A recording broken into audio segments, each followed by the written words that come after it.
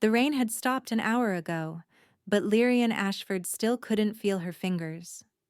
She sat on the cold stone steps outside the Thorncrest Pack Hall, her ceremonial dress soaked through, the silver threading meant to honor her mating now clinging to her skin like a shroud. Blood had dried on her knees where she'd fallen when the bond severed. She could still feel the phantom ache in her chest, the place where his wolf had lived inside her for 3 beautiful, foolish weeks. I, Valdrich Thorncrest, Alpha King of the Northern Territories, reject you, Lyrian Ashford, as my fated mate. The words echoed in her skull like a death knell. She remembered his face when he said it. Not angry, not cruel, just decided. Like he was signing a trade agreement, disposing of an inconvenient clause.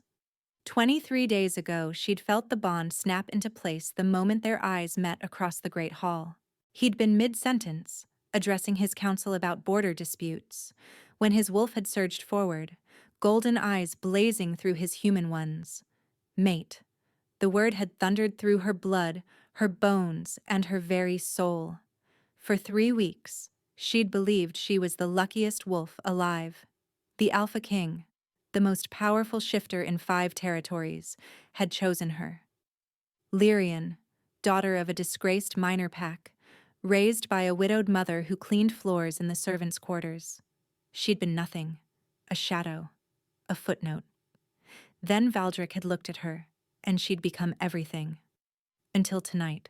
You're a liability, he'd said, his voice carrying across the packed hall where 300 wolves had gathered to witness their formal mating ceremony.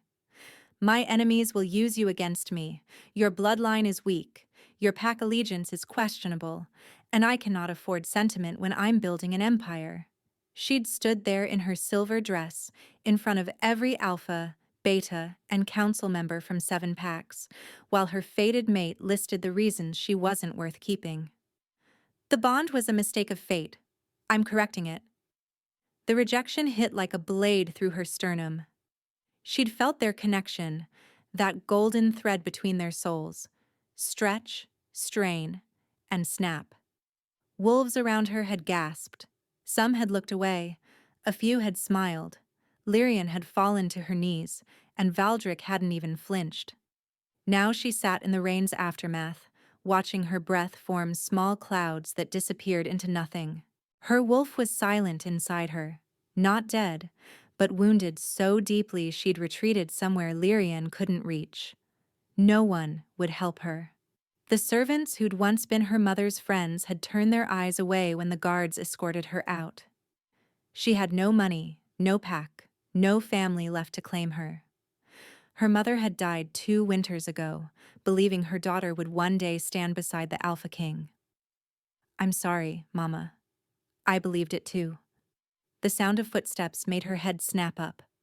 A figure emerged from the shadows of the colonnade, tall, dark-haired, moving with the fluid grace of a predator who didn't need to announce his presence. He wore no ceremonial robes, just black leather and an expression that revealed nothing. Lyrian's wolf stirred weakly. Warning, danger, Alpha, not Valdrich, someone else. He stopped 3 steps away, studying her with eyes the color of a winter storm, pale gray, almost silver, unreadable. You're the rejected one, he said. Not a question. And you're trespassing on Thorncrest territory. Her voice came out raw, broken. The border is 2 miles east. I know exactly where I am. He descended the remaining steps until he stood directly in front of her. Then, slowly, he removed his coat and draped it over her trembling shoulders. I'm Corvin Nighthollow, he said, and I have a proposition for you. Lyrian looked up at the alpha of the Nighthollow pack, Valdrich's greatest rival, the one wolf he'd been trying to destroy for a decade. She didn't know if fate was saving her or damning her twice in one night. Corvin Nighthollow shouldn't exist. That was the first coherent thought Lyrian managed as she stared up at him. According to everything she'd heard in the Thorncrest pack, he was a monster, a ruthless strategist who'd built the Night Hollow Pack into an empire that rivaled Valdrich's through manipulation and blood. Yet here he was, offering his coat to a broken woman on her enemy's doorstep. "Why?" she asked, her teeth chattering. "Because you're going to freeze to death in approximately 40 minutes, and I didn't ride 3 hours through the rain to watch that happen." "You came here specifically for me?" "I came here because I heard the Alpha King was publicly rejecting his fated mate tonight." Something flickered in those storm-gray eyes. "I wanted to see what kind of woman could make Valdrich Thorncrest foolish enough to sever a sacred bond. I'm not anything. That's why he rejected me." "No." Corvin crouched down until they were eye level. "He rejected you because you terrify him. A mate bond is the one thing an alpha can't control. His wolf would have put you before politics, before power, before his precious empire. And Valdrich Thorncrest has never let anything threaten his control." Lyrian wanted to argue, but her body was failing. The bond severance had taken something vital from her. She could feel her wolf fading, curling into a darkness that scared her more than any enemy alpha. Corvin's hand touched her chin, tilting her face up. His fingers were warm, alive. "Your wolf is dying," he said quietly. "The rejection severed more than the bond. If you stay here, if you try to survive alone, you'll be dead before the next moon." "What do you care?" "I don't. Not yet." He stood, extending his hand. "But I could. Come with me, Lyrian Ashford. Let me give you what Valdrich was too weak to offer." "What's that?" "A reason to live long enough to make him regret this night for the rest of his immortal life." She stared at his hand, scarred across the knuckles, strong, belonging to a man who'd just offered to weaponize her pain. Behind her, the doors of the great hall opened. Light spilled out, along with laughter and music. The celebration was continuing. Valdrich had already moved on to entertaining his guests, probably accepting congratulations for his wise decision. The mating ceremony had become a rejection party. Something cracked inside Lyrian. Not her heart. That was already shattered. Something harder. Something that had always believed the world would be fair if she just endured enough. She took Corvin's hand. His grip was firm, warm, steadying. Without a word, he pulled her to her feet and guided her toward the shadows where a massive black horse waited. "Where are you taking me?" she asked as he lifted her onto the saddle. "Night Hollow Keep. My territory. That's 3 days' ride. 2, if we don't stop." He mounted behind her, one arm securing her against his chest. "Can you survive that?" "I don't know." "Then try. Because I didn't find you just to watch you die." The horse surged forward into the darkness, carrying Lyrian away from everything she'd known and everyone who'd betrayed her. She didn't look back. Lyrian woke to firelight and the scent of pine. For a disorienting moment, she thought she was back in her mother's cottage, the small, warm space where she'd grown up believing that goodness would be rewarded and fate knew what it was doing. Then memory crashed over her like ice water.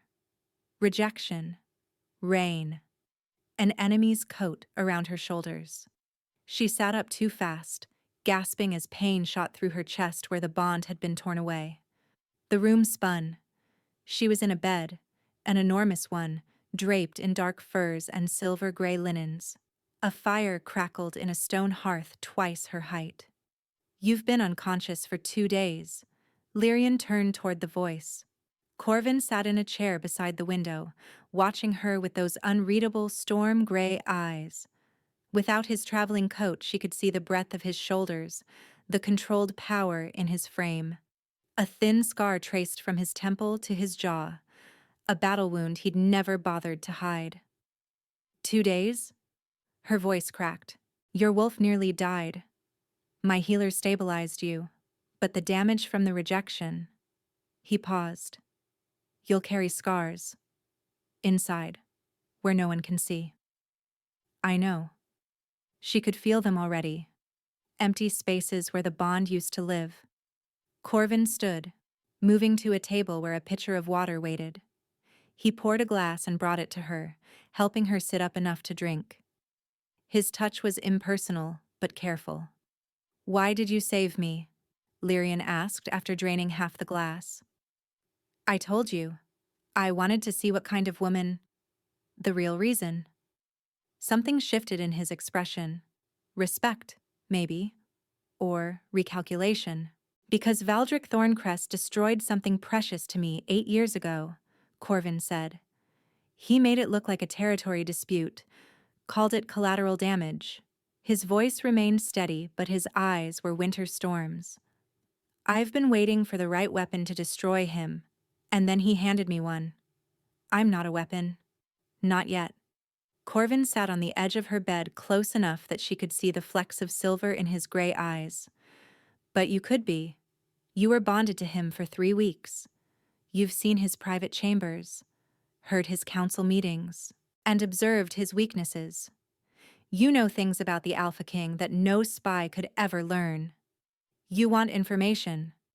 I want justice. There's a difference." He leaned forward. "Valdrich rejected you because you threatened his control. But imagine if you became something he couldn't ignore, couldn't dismiss, couldn't destroy." "Like what?" "Like a Luna. My Luna." The room tilted. "You can't be serious." "I'm always serious about strategy." Corvin stood, pacing to the window. "In 3 months, every major pack in the territories gathers for the Solstice Summit. Valdrich will be there, showcasing his power, his alliances, and his wisdom in rejecting a weak mate. And you'll be there too, standing beside me as the Luna of Night Hollow. Untouchable. Unbroken. Magnificent. That's insane. That's survival." He turned to face her. "You have no pack, no protection. If you leave this keep, Valdrich's allies will hunt you down. Rejected mates are considered unstable. Dangerous. They'll call it mercy when they put you down. But as my Luna, you're beyond their reach. You don't love me." "No. And you don't love me. This isn't about romance, Lyrian. It's about revenge and resurrection." His gaze held hers. "I'll give you power, protection, and a chance to stand in front of the wolf who threw you away and make him see what he lost. In return, you help me dismantle his alliances. Tell me his weaknesses. Stand beside me as we tear down everything he's built. And if I refuse, then I'll heal you completely and release you to whatever fate awaits. But know this. Valdrich believes you're broken beyond repair. The moment you surface anywhere, he'll send wolves to finish what the rejection started." The fire crackled in the silence. Lyrian thought of Valdrich's face as he spoke those words. Liability. Weak. Mistake. She thought of her mother, who'd died believing her daughter would rise. She thought of the 3 weeks she'd felt loved, and the 300 witnesses who'd watched her be discarded.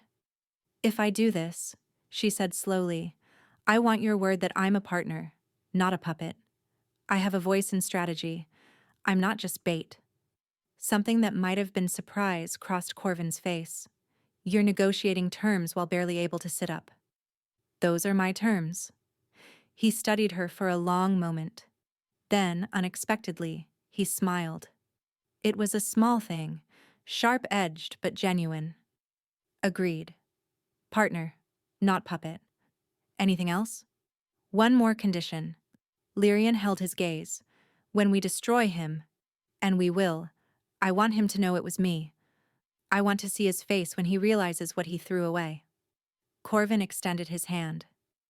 "Then we have a deal, Luna." Lyrian took his hand. His grip was firm, warm. She'd been thrown away in the cold. Now she was being offered a chance to burn everything down. She hoped she'd chosen the right fire. Night Hollow Keep rose from the mist like a predator waiting to strike.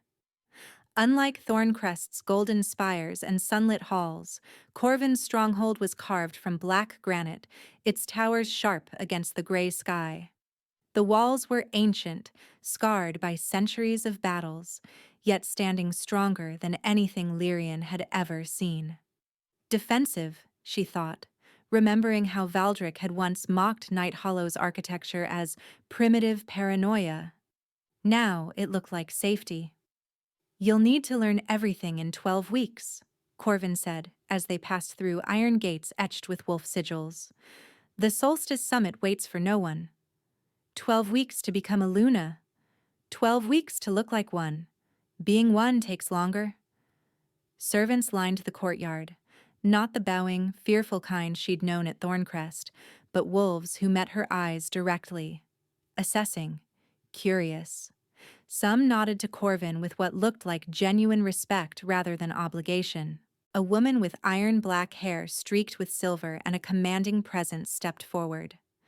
Her wolf radiated authority, a beta, Lyrian realized, high-ranking. "Alpha."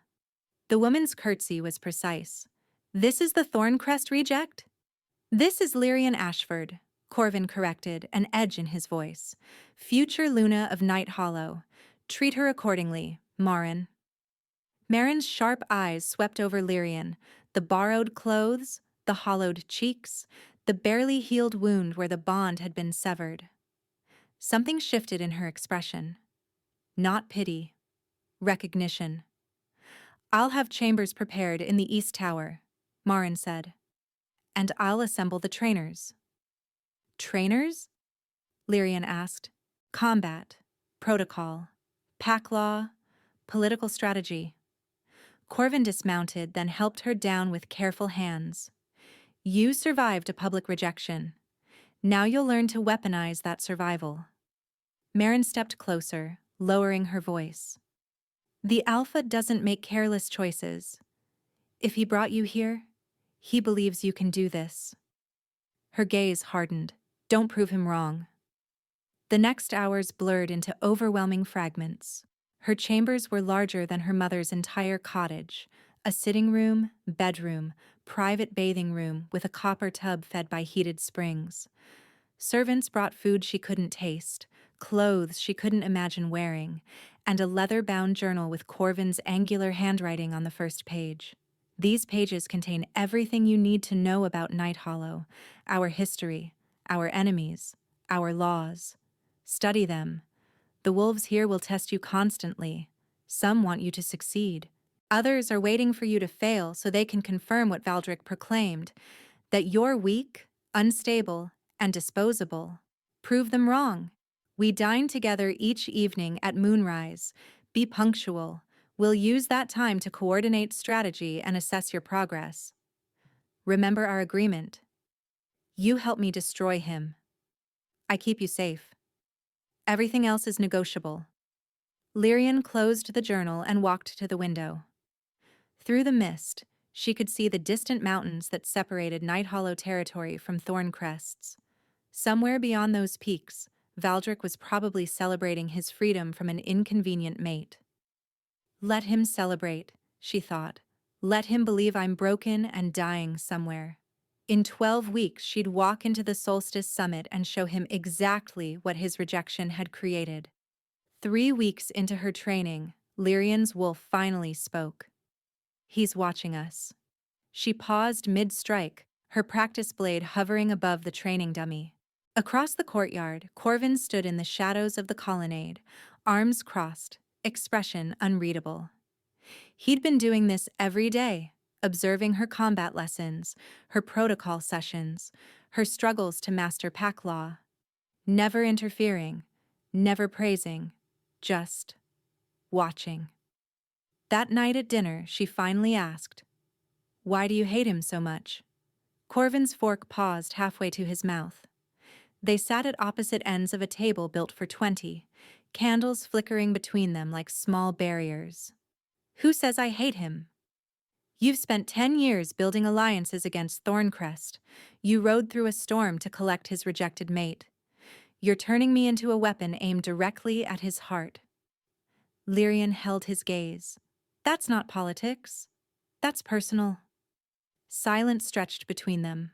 Then Corvin set down his fork and spoke in a voice stripped of its usual control. "Her name was Seraphine, my younger sister." Lyrian's breath caught. "She was gentle, too gentle for this world of wolves and territory wars. But she had a gift. She could sense bonds before they formed, knew when two wolves were fated before they ever met. His jaw tightened. Valdrich wanted that gift, wanted to use it to arrange strategic matings throughout his territory. When she refused to become his tool, he arranged her death. How? A hunting accident. Witnesses claimed a rogue wolf attacked her, but rogues don't carry thorncrest steel. Corvin's hands clenched on the table. I held her while she died. She was 19 years old. Lyrian thought of her mother, the quiet woman who'd scrubbed floors and believed in fate's goodness until her final breath. I'm sorry, she whispered. I understand wanting someone to pay. Do you? My mother died believing I'd stand beside the Alpha King someday. She worked herself to death in his servants' quarters, and she died grateful for the opportunity. Lyrian's voice hardened. Valdrich rejected me in front of the same wolves who watched her bow and scrape for years. He didn't just throw me away, he spat on everything she sacrificed. Corvin studied her across the candlelight. Something shifted in his expression, the wall between Alpha and Asset cracking slightly. I thought you were just angry, he said quietly. I didn't realize you were grieving too. Anger is easier to weaponize. True, but grief? He stood, walking toward her end of the table. Grief is what makes us fight until there's nothing left. It's what separates strategy from obsession. He stopped beside her chair, looking down with those storm-gray eyes that suddenly seemed less cold. I've been treating you like a tool, he admitted. Useful but replaceable. I was wrong. What am I now? An ally. He extended his hand. If you'll have me as one? Lyrian took his hand, feeling the calluses, the warmth, and the strength of a wolf who'd been fighting alone for 8 years. Allies, she agreed. Now let's make them pay, together. The test came 6 weeks before the Solstice Summit. A delegation from the Ashwick Pack arrives tomorrow, Corvin announced during their evening strategy session. Alpha Fenric and his Luna want to discuss border agreements. They're Valdrich's closest allies. Lyrian's stomach tightened. They'll recognize me. That's the point. Corvin slid a parchment across the table.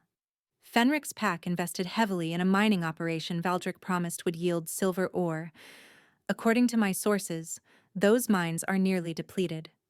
The investment returns, Valdrich reported? Fabricated. He's stealing from his own allies? He's been doing it for years. Small amounts, carefully hidden, but I have documentation. Corvin's eyes gleamed. What I don't have is someone who's been inside Thorncrest, someone who can speak with authority about what she observed. Lyrian understood. You want me to plant seeds of doubt. I want you to tell the truth. Let them draw their own conclusions. The next evening, Lyrian descended the grand staircase in a gown of midnight blue, silver threading catching the torchlight. Corvin waited at the bottom, dressed in formal black, his expression carefully neutral. But his wolf's gaze swept over her with something that wasn't neutral at all. You look like a Luna, he murmured as she took his arm. I feel like I'm walking into battle. You are. Smile anyway. Alpha Fenric was a barrel-chested wolf with suspicious eyes. His Luna, a sharp-featured woman named Drusilla, studied Lyrian like she was calculating her worth by the second. So this is the rejected one, Fenric said over dinner, not bothering with subtlety. Bold move, Corvin, taking in Valdrich's discarded scraps. Lyrian felt Corvin tense beside her, but she spoke before he could. I prefer survivor to scraps, Alpha Fenric. Her voice carried down the table, calm and clear. I survived being bonded to Valdrich Thorncrest. I survived learning how he truly operates. And I survived being thrown away when I became inconvenient. Inconvenient how? I asked too many questions about the numbers that didn't match. Lyrian held Fenric's gaze.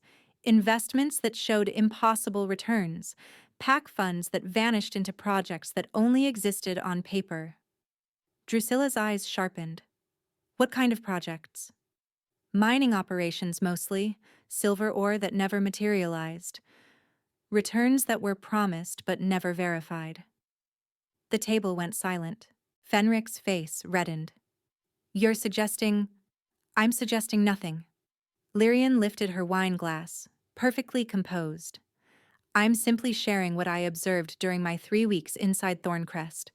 What you do with that information is entirely your choice. Later, after the delegation had retired to their chambers with barely concealed agitation, Corvin found Lyrian in the library. Fenrick demanded copies of my documentation before breakfast, he said. He's already questioning his alliance with Valdrich. One crack. The first of many. Corvin's hand brushed her shoulder, brief, warm. You did well tonight, Luna. It was the first time the title didn't feel like a costume. Lyrian smiled. This is only the beginning. The Solstice Summit was held at Crystalvane Hall, neutral territory nestled between the 5 great pack domains. Lyrian had heard stories about the gathering, how every Alpha, Luna, and high-ranking wolf spent 3 days negotiating alliances, settling disputes, and showcasing their power. She'd dreamed of attending someday as Valdrich's mate. Now she'd enter as his enemy's Luna. Remember, Corvin murmured as their carriage approached the glittering hall. We arrive together. We're polite but reserved. We observe. And when Valdrich sees me, let him see you. Let him realize you survived. Let him understand what standing beside me means. Corvin's hand covered hers. His wolf will know before his mind does. The bond may be severed, but the memory of it lives in both of you. That sounds painful. For him, it will be agony. The hall blazed with 1,000 candles. Wolves in ceremonial finery filled the grand ballroom, their scents mingling into an overwhelming tapestry of power and politics. Lyrian counted at least 300 guests, representing packs from territories she'd only read about. And there, at the center of the room, surrounded by admirers and allies, stood Valdrich Thorncrest. He looked exactly as she remembered, golden-haired, sharp-jawed, radiating authority like heat from a forge. A beautiful, dark-haired woman stood beside him, laughing at something he'd said. His new intended, perhaps. His replacement. Lyrian's wolf stirred. Not with longing, with something colder. He threw us away. Now we make him watch us rise. Alpha Corvin Night Hollow, the herald announced, and Luna Lyrian of Night Hollow. The ballroom fell silent. Every eye turned toward them. Whispers erupted like wildfire. Lyrian felt the weight of 300 gazes, curious, shocked, and calculating. But she only watched one face. Valdrich's expression cycled through recognition, disbelief, and something that looked terrifyingly like rage in the span of 3 heartbeats. His golden eyes flickered, his wolf surging forward before he forced it back. His companion touched his arm. Valdrich, what's wrong? He didn't answer. He couldn't stop staring at Lyrian, at the silver gown that hugged her transformed figure, at the moonstone circlet marking her as Luna, at Corvin's hand resting possessively on her waist, at the woman he'd thrown away, standing like a queen beside his greatest enemy. Corvin guided her down the stairs, his pace unhurried and his expression pleasant. Wolves parted before them, some nodding respectfully, others openly gaping. Alpha Fenrick approached first, his earlier suspicion replaced by something warmer. Luna Lyrian, I've been sharing your observations with other pack leaders. You've given us much to discuss. I simply shared the truth, Alpha Fenrick. What others do with it is their choice. Indeed. Fenrick glanced toward Valdrich. Some truths are harder to hear than others. The music resumed, a formal waltz signaling the official opening of the summit. Corvin turned to Lyrian, extending his hand with deliberate ceremony. Dance with me, Luna. She took his hand. They moved onto the floor, joining other couples in the ancient steps. Corvin led with surprising grace, his body close enough that she could feel his warmth through the thin silk of her gown. "He's watching," Corvin murmured against her ear. "I know. I can feel it. His wolf is fighting him. The bond remembers you, even severed. Seeing you in another alpha's arms." Corvin's grip tightened slightly. "It's destroying him." Lyrian allowed herself one glance toward Valdrich. He stood frozen at the edge of the dance floor, his chest heaving, his eyes blazing gold. The dark-haired woman was speaking urgently, but he wasn't listening. His entire focus was locked on Lyrian, on the way Corvin held her, touched her, and looked at her like she mattered. Then Valdrich's wolf broke through. A snarl ripped from his throat, loud enough to stop the music, sharp enough to make wolves stumble backward in alarm. His bones cracked, his form shimmering between human and beast. "Mine." The word thundered through the ballroom, primal and possessive and completely unhinged. Corvin stepped in front of Lyrian, his own wolf rising to meet the challenge. But Lyrian moved around him, facing Valdrich directly. "No," she said, her voice carrying through the stunned silence. "I was yours. You rejected me in front of 300 wolves. You called me weak, disposable.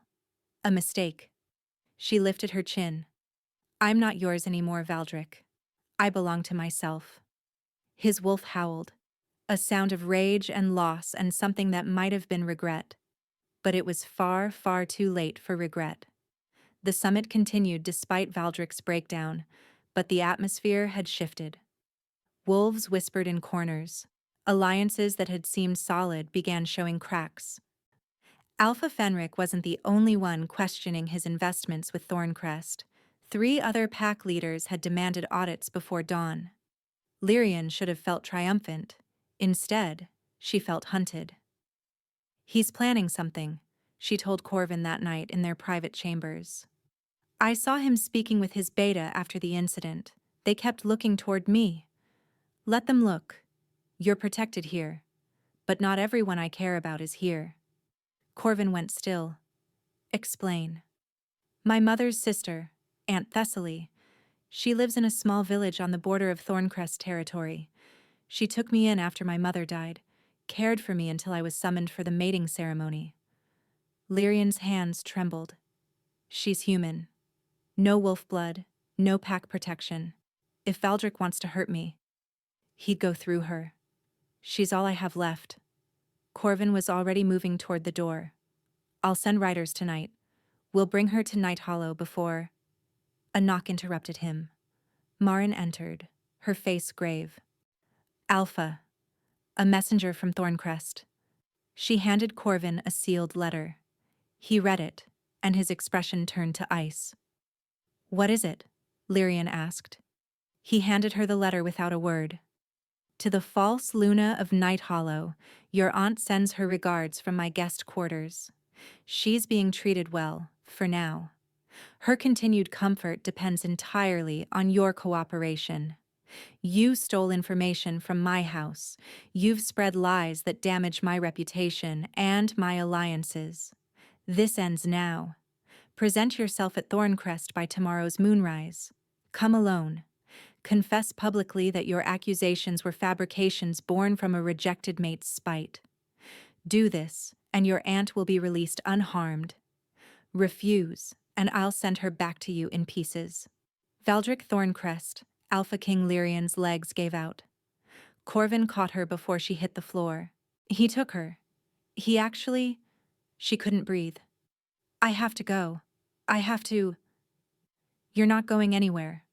Corvin's voice was steel. "That's exactly what he wants. The moment you enter Thorncrest alone, you'll never leave. But Thessaly will be rescued, but not by sacrificing yourself." He gripped her shoulders, forcing her to meet his eyes. "Listen to me. Valdrich's desperate. Desperate wolves make mistakes. We use this." "How?"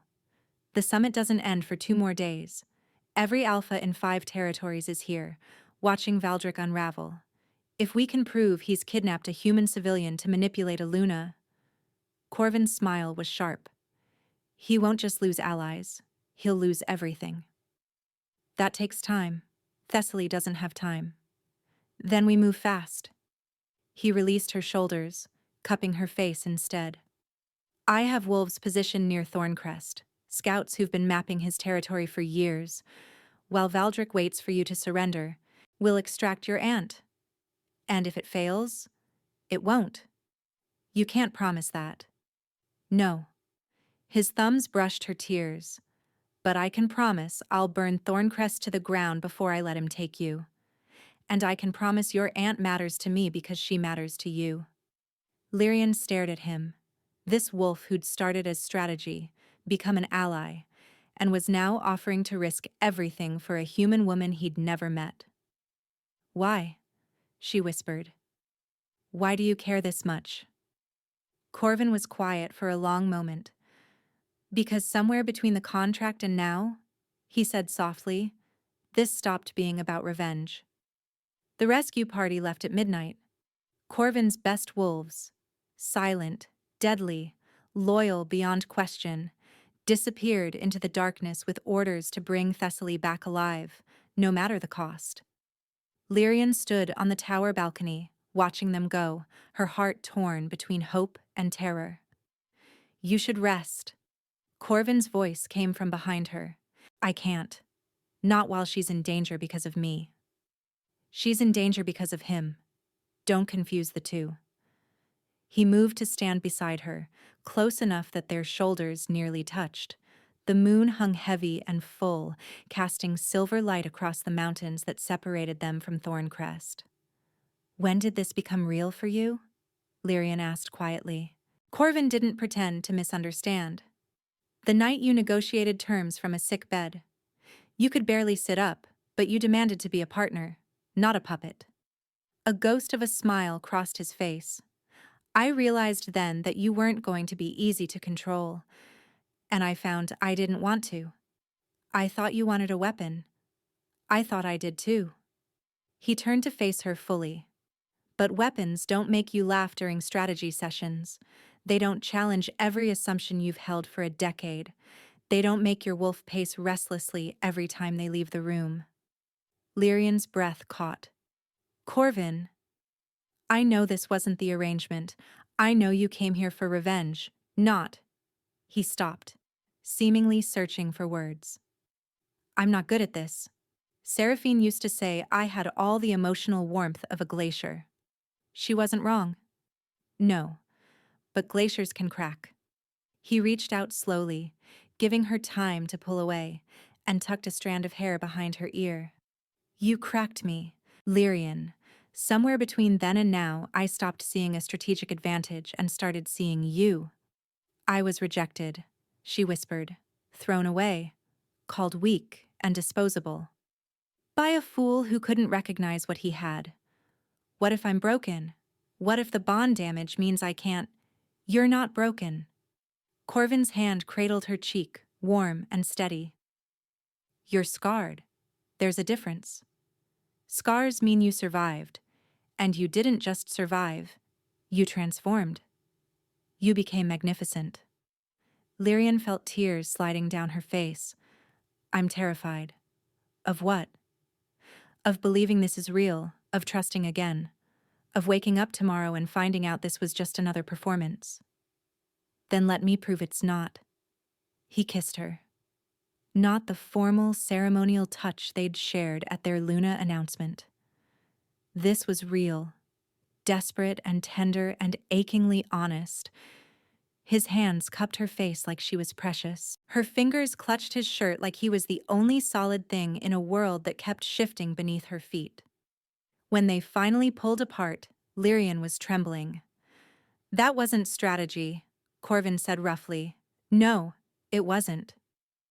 I don't know what happens after tomorrow. I don't know if we'll succeed or fail or burn down the world trying. But I know I want to face it with you. He pressed his forehead to hers, not as a weapon, not as an arrangement, as something I didn't plan for but can't imagine losing. Lyrian closed her eyes, letting his words sink into the hollow places the rejection had carved. She'd been thrown away once, left for dead.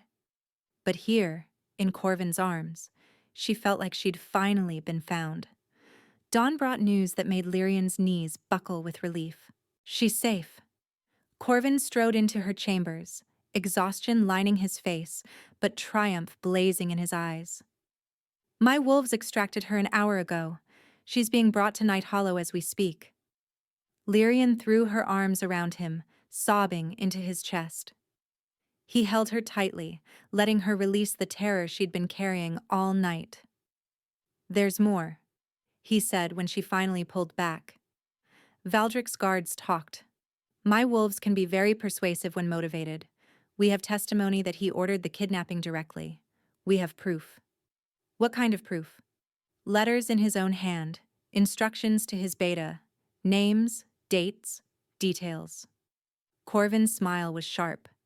Enough to destroy him in front of every alpha at this summit. The final day's assembly was held in Crystal Vane's great amphitheater, a circular chamber where pack disputes were formally resolved. Every alpha, Luna, beta, and council member from 5 territories sat in tiered rows, watching as the summit's closing ceremonies began. Lyrian stood beside Corvin at the petitioner's entrance, her heart pounding. She wore a gown of deepest crimson, the color of challenge, of blood, of wolves who refused to submit. Alpha Night Hollow. The summit arbiter, an ancient wolf named Kadrin, nodded toward them. You've requested to address the assembly on a matter of grave importance. Proceed. Corvin stepped forward, his voice carrying across the chamber with practiced authority. Honored alphas, lunas, and wolves of the 5 territories. I come before you today, not to discuss borders or trade agreements, but to expose a threat that endangers us all. Murmurs rippled through the crowd. Valdrich, seated in the place of honor reserved for the Alpha King, went rigid. Yesterday, Alpha Valdrich Thorncrest kidnapped a human civilian, an elderly woman with no pack affiliation, no wolf blood, no political value. Corvin let that sink in. He took her for one reason, to force my Luna into surrendering herself to his control. Gasps echoed through the chamber. That's a lie. Valdrich shot to his feet, his face flushed with rage. I would never. You would, and you did. Corvin produced a leather satchel. I have letters in your handwriting ordering the abduction. I have testimony from your own guards. I have the woman herself, recovering in my territory, ready to confirm every detail. Kadrin raised a hand for silence. These are serious accusations, Alpha Night Hollow. Alpha Thorncrest, what say you? I say this is a fabrication. Valdrich's voice shook with barely controlled fury. A conspiracy between my enemy and the rejected mate I discarded for good reason. She's unstable, delusional. She's been spreading lies about my business dealings since she attached herself to Night Hollow like a parasite. Am I? Lyrian stepped forward, and the chamber fell silent. She walked toward the center of the amphitheater, where all eyes could see her clearly. You called me weak, Valdrich, disposable, a mistake of fate that needed correcting. You rejected me in front of 300 wolves because I threatened your precious control. You threatened nothing. You were nothing. Then why did you panic when you saw me alive? She turned to address the assembly. 3 weeks as his bonded mate. That's all I needed to see the cracks in his empire. Investments that existed only on paper. Returns that defied mathematics. Pack funds diverted to projects that never materialized. Lies, Valdrich snarled. Alpha Fenric. Lyrian turned to face him. You demanded an audit of your mining investments 3 days ago. What did you find?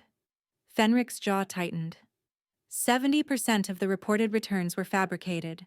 The mines are nearly depleted. My pack has been systematically deceived for 5 years. The chamber erupted. Other alphas shouted questions, demanded explanations, turned on Valdrich with the fury of wolves who'd been played for fools. "This proves nothing about the kidnapping," Valdrich shouted over the chaos. "You're muddying the waters with financial disputes to distract from." "Then let the woman speak for herself." Everyone turned toward the entrance. Marin stood there, supporting an elderly woman with silver hair and fierce, familiar eyes. "Aunt Thessaly?" Lyrian breathed. Thessaly walked slowly to the center of the amphitheater, her human frailty surrounded by hundreds of wolves. But her voice, when she spoke, was steady as iron. "3 days ago, men bearing the Thorncrest sigil dragged me from my home. They put a bag over my head and threw me in a cell. A wolf with golden hair came to see me." She pointed directly at Valdrich. "That wolf. He told me my niece had to learn her place, and I was the lesson." "She's lying," Valdrich said, but his voice had lost its certainty. "She's human. Humans lie. They—" "Enough." Cadron's voice cracked like thunder.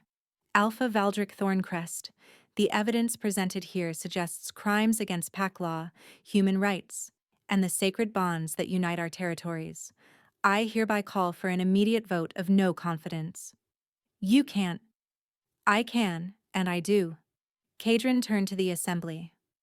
"All who believe Alpha Thorncrest should be stripped of his title and territories, rise now." Chairs scraped. Wolves stood. Fenric rose first, then 3 more alphas, then a dozen, then 30. When the movement stopped, over 2/3 of the assembly stood in condemnation. Valdrich looked at the wolves who had once been his allies, his subjects, his admirers, all now standing against him. His face crumpled. Then his eyes found Lyrian. "You did this," he whispered. "You destroyed everything." "No."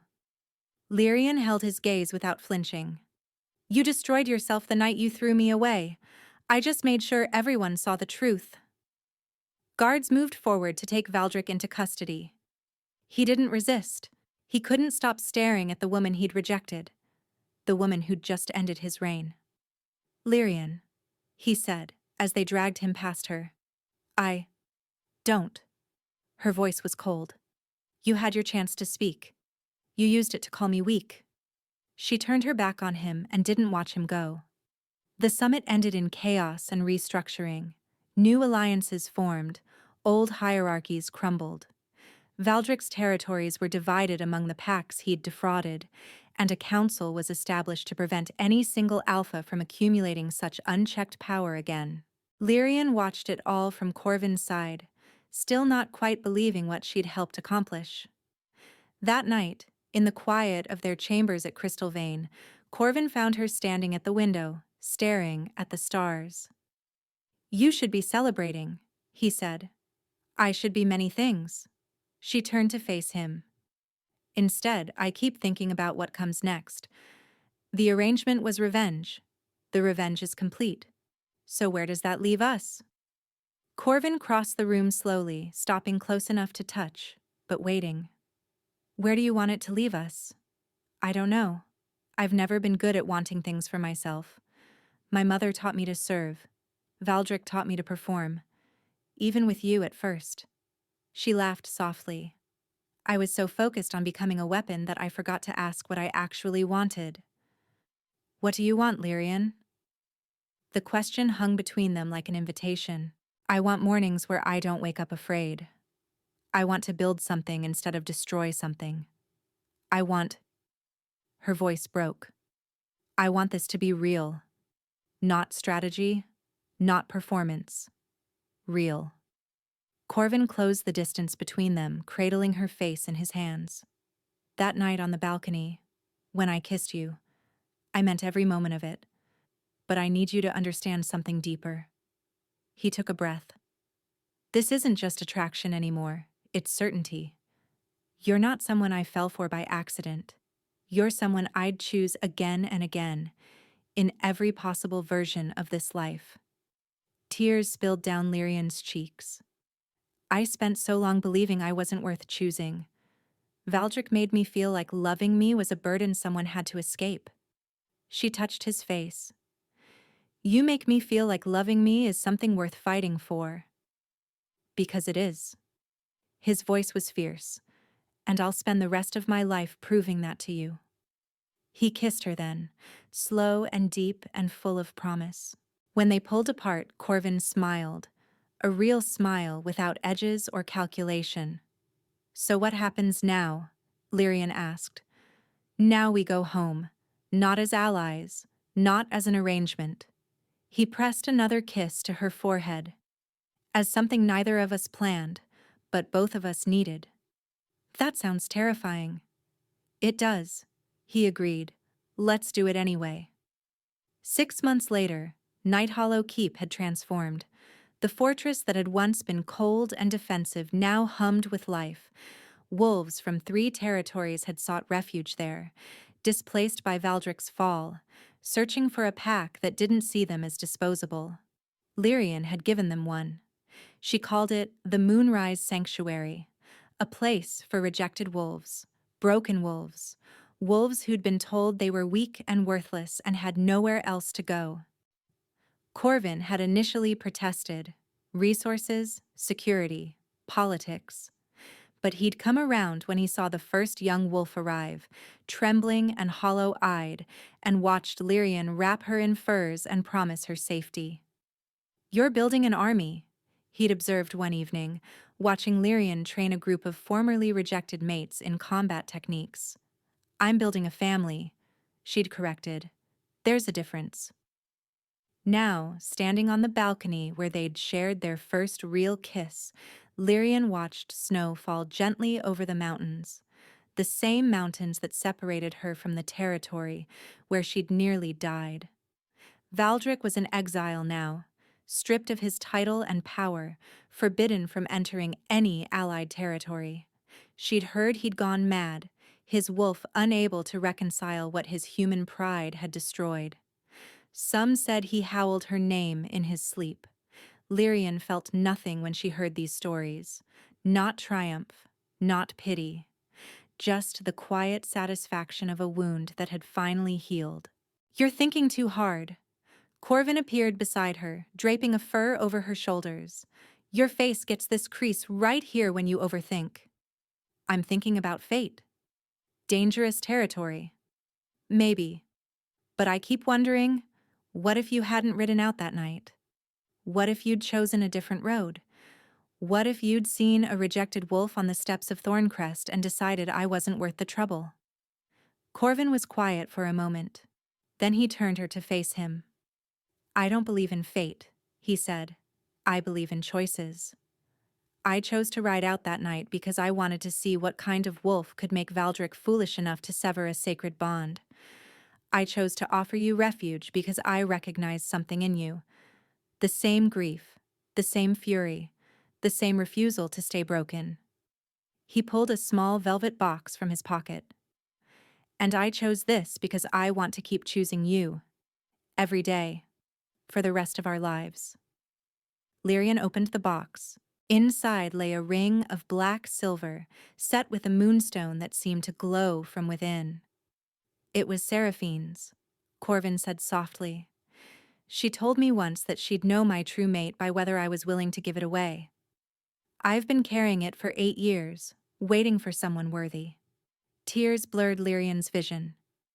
Corvin, you don't have to answer now. I just needed you to know that this, us, everything we've built. He took a breath. It stopped being about revenge a long time ago. You're not a weapon, Lyrian. You're my home. She threw her arms around him, crying and laughing and saying yes, yes, yes against his shoulder, while snow fell around them like a blessing. She'd been rejected once, thrown away, left to die. But she'd been found by a wolf who saw her worth when she couldn't see it herself. And together, they'd built something stronger than revenge, deeper than strategy, more lasting than any bond fate could forge or break. They'd built love, and that was worth every scar. Thank you for staying until the very end. If this story touched you, the fight for justice, the power of being chosen when you'd been thrown away, the strength it takes to rise from ashes. Share it with someone who needs to hear it. Drop a comment telling us your favorite moment and where you're listening from. If you're ready for another story where love conquers the impossible, subscribe and hit that notification bell so you never miss the next chapter. You're the reason these stories exist. Thank you for being here, for listening, for believing that even the most rejected heart can find its way home.